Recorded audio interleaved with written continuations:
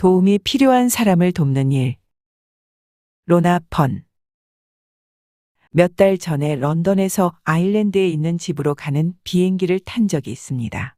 자리에 앉았을 때 옆 오른쪽 창가 자리에 젊은 남성이 앉아 있었습니다. 그가 나를 쳐다봤을 때 안녕하세요 라고 했지만 그는 어떠한 반응도 보이지 않았습니다. 그의 수호천사는 나에게 그에 대해 두드러지는 관심을 보이지 말라고 알려주었습니다. 비행기가 이륙하고 비행하고 있을 때 그는 잠이 든 것처럼 보였습니다. 그의 수호천사는 그가 잠이 든 것처럼 하는 것이라고, 이유는 불안하고 자신감이 없어서 그런다고 알려주었습니다. 자신이 추하다고 생각해서 사람들과의 교류를 두려워한다고 했습니다. 그의 수호천사에게 조용히 물었습니다. 이 사람은 정말 잘생겼어요.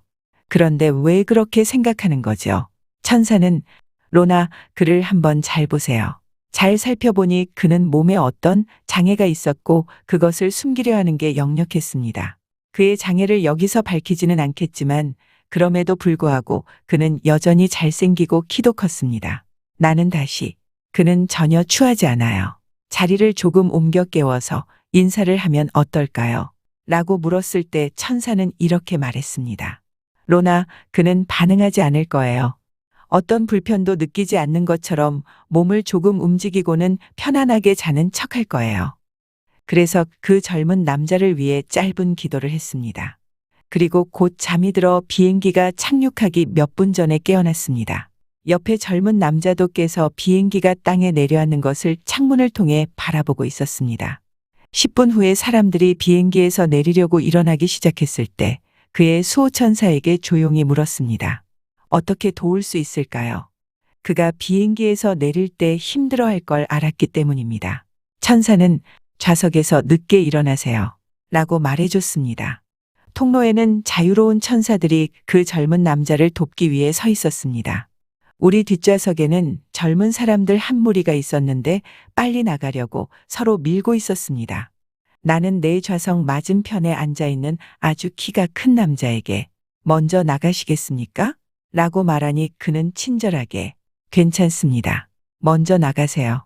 라고 대답했는데 그 순간 그의 수호천사가 그의 귀에 대고 속삭이고 있는 것이 보였습니다.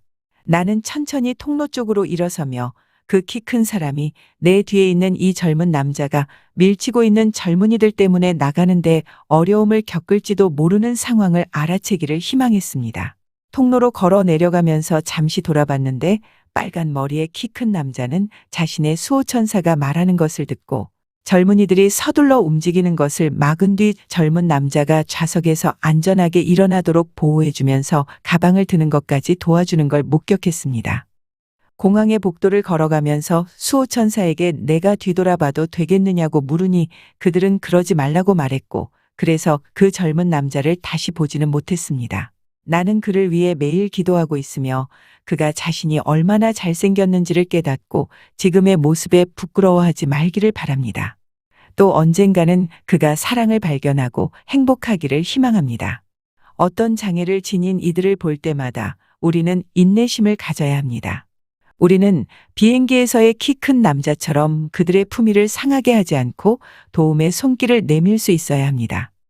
나는 젊은 남자의 수호천사가 왜 내가 그를 돕는 것을 허용하지 않았는지에 대한 이유를 정확히는 모르지만 분명히 어떤 이유가 있었다는 것을 알고 있습니다. 그를 물리적으로 돕는 일은 나의 몫이 아니라 맞은편에 앉아있던 키 크고 강한 남자의 일이었던 것입니다. 그는 빨리 내리고 싶어 안달하던 그 젊은 무리들을 저지하는데 문제가 없었고 기꺼이 자신의 수호천사의 말에 귀를 기울이는 사람이었습니다. 당신이 누구였는지 모르지만 정말 감사합니다.